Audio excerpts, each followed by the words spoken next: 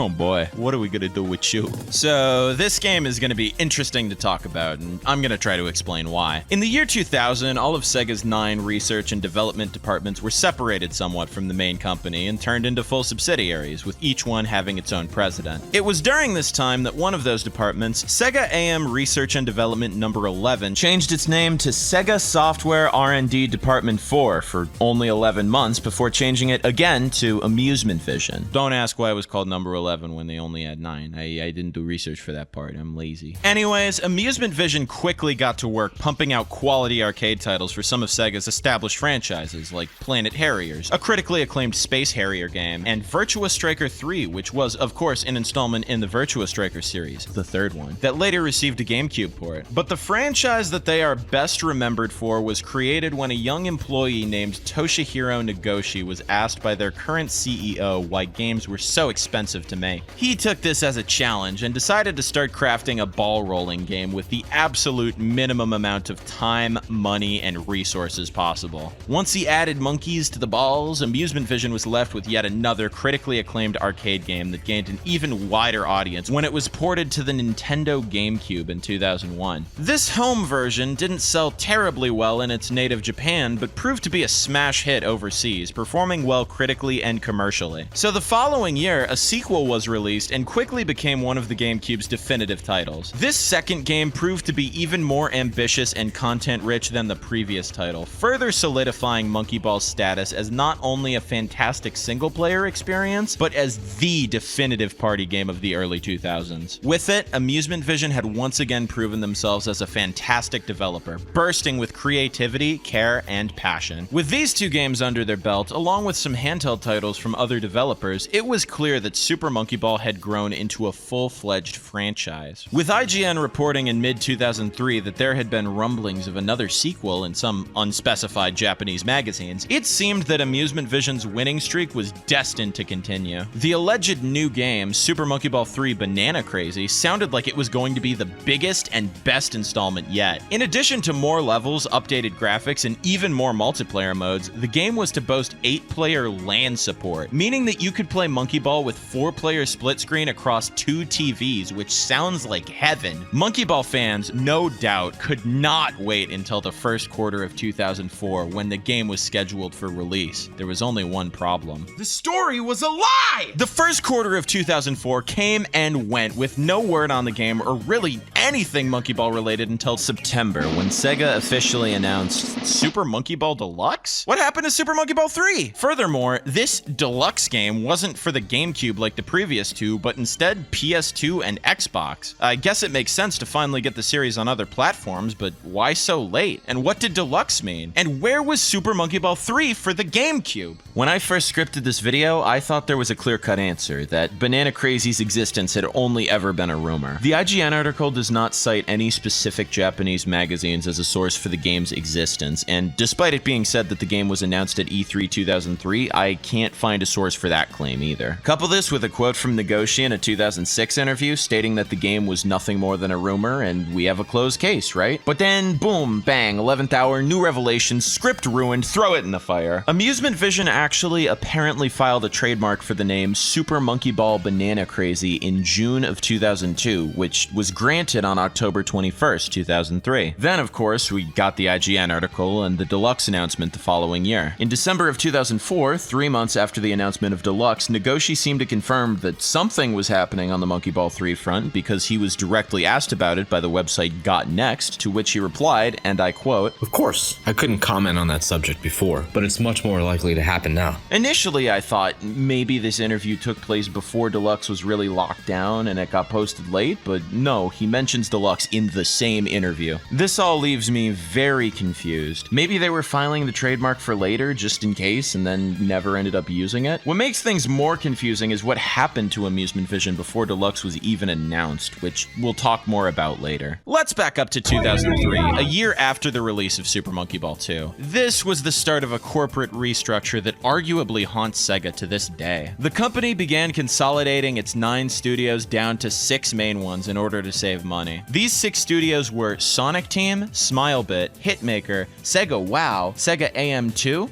and yes, Amusement Vision. During this time, a lot of the staff at Smilebit who didn't work on sports games became a part of Amusement Vision, and after another arcade game, Ollie King, and a Game Boy Advance remake of the original Shining Force, Amusement Vision's main focus shifted to more cinematic titles. Toshihiro Nagoshi and the rest of the team were hard at work on a game that was eventually revealed in August 2005 at a special press conference called Project J, a title that would ultimately become Yakuza for the PS2. By the time that game saw a release in December of 2005, the team behind it wasn't Amusement Vision anymore, now going under the name Sega NE R&D. This left Super Monkey Ball without a father or a home. But unlike some of Sega's other IP, these monkeys weren't going to fall out without a fight. A lot of the franchise's contemporaries were abandoned around this time, and it would have made sense for Monkey Ball to be in the same boat. 2 games, cult success, over and done. But Sega wasn't content to give up on AiAi just yet. After 2 years of relative silence in Japan and America, 2005 and 2006 would be very busy years for the franchise. And there was no better way to reintroduce the series than by showing PS2 and Xbox owners what they'd been missing out on for the last 4 years. Super Monkey Ball Deluxe is a bit of a difficult game to talk about in depth because it's not really a new game for the most part. Deluxe is built off of Super Monkey Ball 2 and not only includes all the content from that game, but also includes every floor and minigame from Super Monkey Ball 1 and a handful of original levels not featured anywhere else. The game is presented in a very similar way to Monkey Ball 2, but with one notable difference. There is no Amusement Vision credit. The stages that feature their name and logo are still here, but it's been removed from the start of the game as well as the title screen and menus. Despite releasing a month before the company officially shuttered, Amusement Vision was as good as dead at this point. So the question then becomes,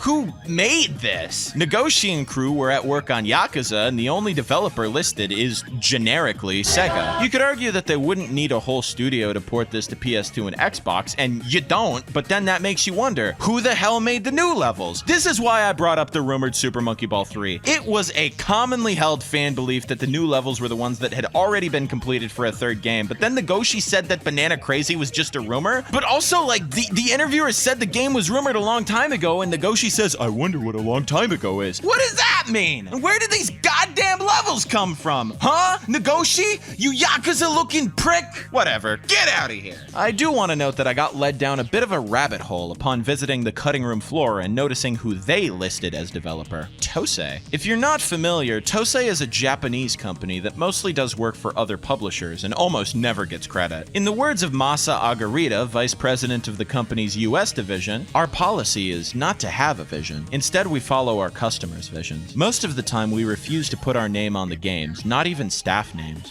This drove me mad because this little tidbit of information could be correct and we would never know because where are we gonna look? The credits? Tosei exists beyond the credits. So I did a little digging and I found the LinkedIn page of a former Tosei employee, which states that during his time at that company, he worked on, and I quote, Super Monkey Ball for the PS2. There is another Super Monkey Ball game on PS2, but it was done by an American company, so I don't think it's that one. If this tidbit is true, it might mean that Tosei did the PS2 version of Deluxe. But then who did the Xbox version? Oh, forget it. Back to the game itself, I don't really need to talk about a lot of this stuff in depth. You know these guys, I've talked about these places. I don't want to repeat myself, but I do want to talk about what's different. I guess if we're taking this with my usual structure, we'll start with the main game. Since this game runs in the Super Monkey Ball 2 engine, sharing its menus and basically all of its features, I think it's worth mentioning the effect that this has on the Monkey Ball 1 levels. I briefly mentioned in my review of the second game that it uses a slightly different camera angle, and that's very apparent when you compare these Monkey Ball 1 levels to their original incarnations. I don't notice it too much in casual play, but I thought it was worth mentioning. In addition, each level from the first game is given a name to match with Super Monkey Ball 2. Floor Bent? Yeah, okay. You'll always be Floor 15 to me. Floor Bent. It's a good stage name. They call this one Jumpies. It's adorable. Some levels from each game also have different backgrounds, specifically in challenge mode. This is a little weird to someone like me who's so familiar with a lot of these stages, but I honestly appreciate the mix-up. There's also something oddly surreal about finishing up with Monkey Ball 1's credits minigame before being thrust into Monkey Ball 2's high score screen. And while we're on the subject of mix-ups, what about those new levels? I'd say pretty much all of the new levels are fun enough, but very few reach the heights of the original games. I'll give particular praise to two of them. Serpentine, the Serpentine Chasers got kicked. Serpentine teaches the player how to try different routes early on, and Swirl is pretty memorable for being harder than it looks given the strict time limit. Look at the little cinnamon roll, isn't that fun? Isn't that cute? Oh god, the clock, no! Basically all of the new levels are above average, but not by much. The game retains the original difficulties, beginner, advanced, expert, and master if you're good enough to unlock it, which might make you wonder, how do they handle that when they've added all these bits and bops? They could have divided things further by game, so you still get the original sets, but that wouldn't be devious enough. Underpaid Dose employee number 298 said, hey, what if we just switched everything together? So instead of each difficulty having 10, 30, or 50 stages respectively, they become 40, 70, or 100 stage gauntlets. To hammer this home, you can unlock an ultimate difficulty with 210 classic Monkey Ball stages in one long and intimidating place. If you can manage to get through this daunting task without continues, you'll even get 90 additional stages, bringing the total to 300. The story exclusive stages from the end of Monkey Ball 2 are unfortunately missing from this marathon, but they do still appear in this game's story mode. This new setup is definitely nowhere near as good for introducing people to the game, so don't use it for that. Even as a seasoned Monkey Ball veteran, I can't reliably get to the end of beginner or advanced without using up a few continues along the way. But if you are, like me, a seasoned Monkey Ball veteran, I'm talking like 11 secret herbs and spices seasoned. I'm sorry, that was bad. But if you're real good at Monkey Ball, like better at Monkey Ball than I am at writing jokes, then these gauntlets are a ton of fun, as well as being an easy nostalgia fix for the first and second game all at once. So good. And obviously, Ultimate Mode is the ultimate challenge. They made writing this script too easy. Every challenge mode Monkey Ball floor. Every challenge mode Monkey Ball floor. Oh, except one. One is missing. Can you guess which one? It's the giant GameCube. This game ain't on your baby Nintendo machine. They can't do that. And because this game lacks one stage, it's not a complete Monkey Ball experience. Bad game. 0 out of 10. Anyways, that's just the challenge mode.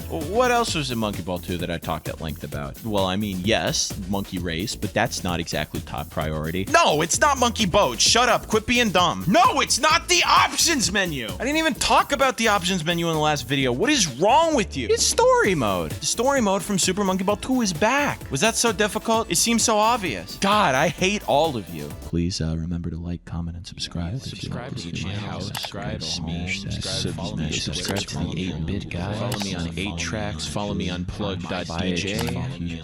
Give me those views. I need the cloud! There are some minor differences here. Like, the cutscenes are stored as pre-rendered video files rather than being rendered in engine, but for the most part, story mode works the same as on GameCube. Except for one thing. There are a lot of levels crammed into each world now, more than in the original Super Monkey Ball 2. This is because every world includes not only all the levels that they originally had, but also a selection of levels from Super Monkey Ball 1 and some of the original stuff. You only have to beat 10 of the levels, just like before, meaning that you get to pick and choose. I really disliked this decision at first because I felt it disrupted the original manic flow of the game, but there are some pros to this. If you end up stuck on a difficult and annoying level, you don't have to keep grinding away on it to progress, which can be nice, although part of me likes to keep hammering away on stuff like that. Like that ring level. I'll best you. I've done it before. But this decision is ultimately pretty good for accessibility, even if I like the second game's original structure. Sort of a reverse of how challenge mode is less accessible now. A little weird how that works out. Similarly, the party games here that were in both the first and second games function in composite versions with a cute little deluxe suffix added onto them. For example, if you play a Grand Prix in Monkey Race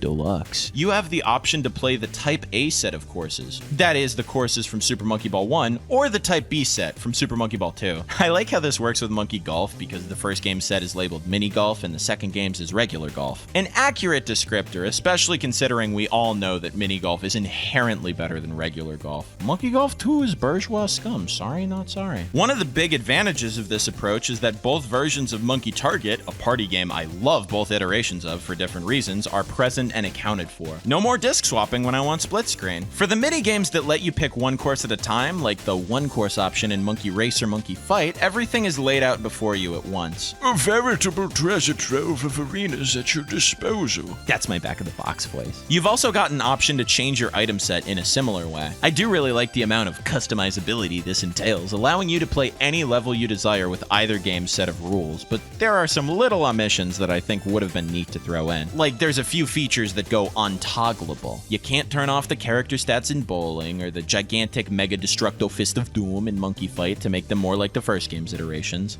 Google Docs tells me untoggleable is not a word, but unfortunately, I do not care. In terms of the games with predetermined sets, I also think it's a little weird that there are no marathon modes that allow you to play every level from both games sequentially, much like the gauntlets in challenge mode. I mean, I guess I'm not sure who in their right mind would want to play that much Monkey Race at one time, but still, like, I'm sure there's someone. Every game handles things a bit differently. As I mentioned, Monkey Target Deluxe just straight up has you switch between the two versions without individual rule selections, while Monkey Billiards Deluxe basically ports over all the different rule sets from Monkey Ball 2, just adding in the course from the first game. To my mildly perceptive eyes and playing hands, all the party games that were previously exclusive to Monkey Ball 2 play essentially the same as they did there, meaning that Monkey Boat, of course, still sucks toes. I will say that it's somewhat disappointing no new content is added to any of these party games, like an additional level here or there, but there's already such an abundance of content on offer already that that's something of a nitpick, honestly. Aesthetically, The game, for the most part, recreates the GameCube experience faithfully. There's a few areas with noticeable downgrades, though, with one of the biggest probably being the lack of certain reflective effects. You can see this particularly well on the special stages from the first game. The cutscenes, as I mentioned earlier, are also pre-rendered now, and they look crusty, even on Xbox. The colors are rather washed out, and they seem compressed. Last but not least, maybe the most notable change is that the bananas featured throughout the game, as well as the background blimps in certain stages, no longer feature the Dole logo.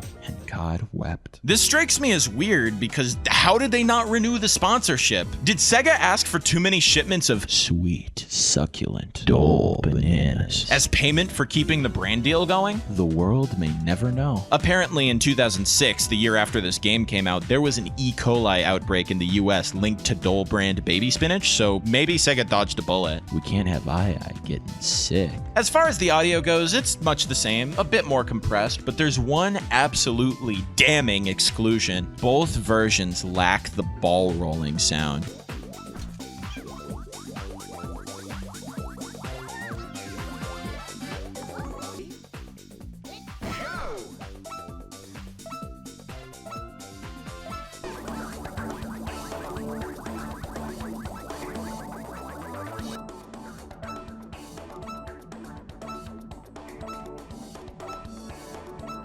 In my opinion, this change is unacceptable, which means there's only one course of action for me. I'm on my way to Sega headquarters. I've got a gun in one hand and the Old Testament in the other. Sega will know God's wrath. Disclaimer, Jonii is not actually going to shoot up Sega headquarters with religious intent because the game took out a sound effect that he liked. This is a joke in a YouTube video. Please calm down. So I've gone through the whole game. I've told you what's the same. I've told you what's different. But a lot of what I've talked about is simply how these two games got smushed together. I've mentioned a few aesthetic defects, but are there any other differences due to the change in hardware? Oh, I assure you, yes. From what we've played, the Xbox version performs very similarly to the GameCube originals, with a slight hit in the control department due to not having the same precision and octagonal analog as the GameCube controller. The PS2 is another story altogether. Oh boy, where do I begin? Sega had problems with the PS2, and I'm not just talking about the fact that it kicked them straight out of the console business. The PS2 was less powerful than the Xbox and the GameCube, and numerous developers have said that it was difficult to develop games for. This is easy to see with some of Sega's output for the console. Notoriously, the PS2 version of Sonic Heroes is considered the worst version, having a lower frame rate and numerous graphical issues. Super Monkey Ball Deluxe seems to follow in that proud tradition. For one thing, you might notice the graphics look a little different, definitely a lot less clean than the original overall. Look at the compression on the HUD. what is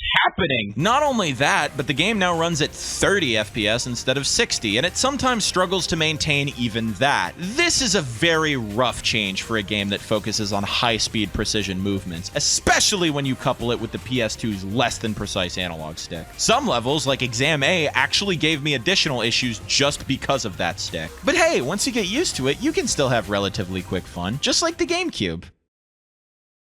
Oh, I forgot. Yeah, so this game stutters, like, a lot. In the GameCube and Xbox games, the transition between levels is quick and seamless. The music keeps going, and it only takes a second to load. In the PS2 version, not only does the music stop, but it takes significantly longer to get me where I need to go. This is the kind of issue that's noticeable even if you're not familiar with the original games, because it's exceptionally jarring, but it's nothing compared to the story mode menu. The game stutters every single time you move your cursor over the level select, and it's bad too. It's not like a tiny skip. The other consoles have a quick, natural movement, like, you know, a game. But this old, decrepit piece of garbage can barely function if you so much as slightly push your stick in any given direction. Gotta say, also, I love that they added a loading screen with a low-res gif of AiAi in the bottom corner. Like, yeah, guys, that fixes everything. Great job. Perfect. I mean, for monkey Christ's sake, look at how long it takes the PS2 version just to boot up. This is in real time. Any day now.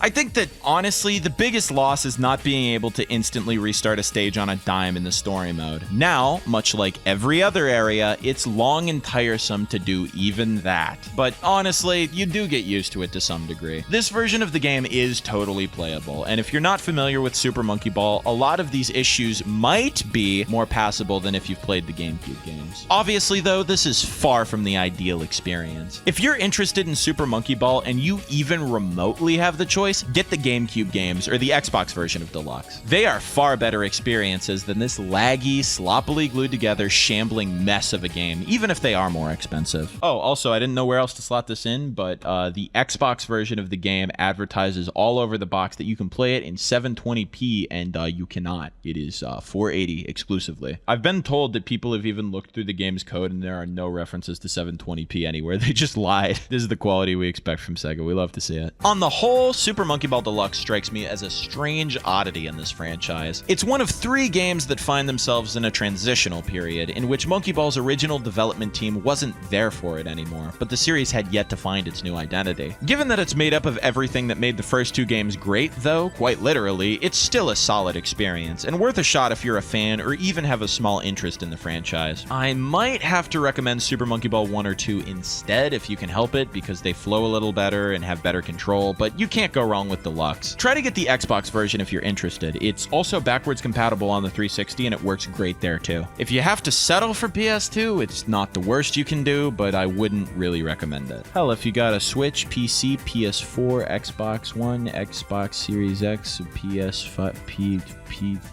there's even a more modern game that might suit your needs better. Yeah, the more and more I think about it, don't get the PS2 version. Shit's bad. It's real bad. Don't get it. Don't. Stop. Don't do it. Stop. No, get off eBay. Stop. Go. No. Anyways, the next game in the franchise shares a lot in common with Deluxe in the first 2 games, while also showing hints of things to come. I'm really looking forward to discussing it with you. Hope you guys are enjoying Banana Mania. Peace. Great shot.